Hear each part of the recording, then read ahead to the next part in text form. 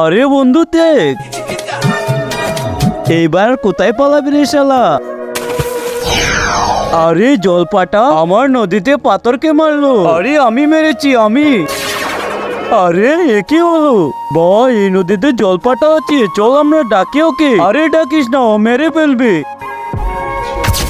কে আবার পাথর মারলি রে? আরে এ মেরেছে। তবে রে, আরে জলপাটা ভাই শোনো না, তুমি মানুষের ইচ্ছে পূরণ না করে ওদের মেরে ফেলছো কেন?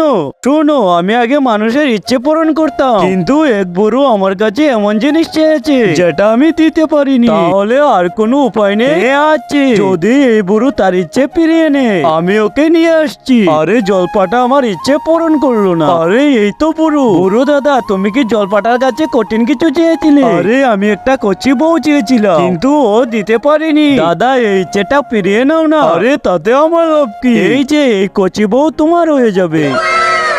ঠিক আছে চলো দাদা, ডাকো জলপাটা কি আর তোমার ইচ্ছে ফিরিয়ে নাও। কিন্তু তার আগে যে মা তোমার মুখে খাবার তুলে দিয়েছে, সেই প্রিয় মায়ের জন্য একটি লাইক এবং সাবস্ক্রাইব করে কমেন্টে এই ইমোজিটা দিয়ে দাও।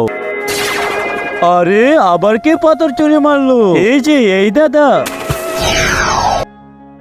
আরে এটা কি করলে?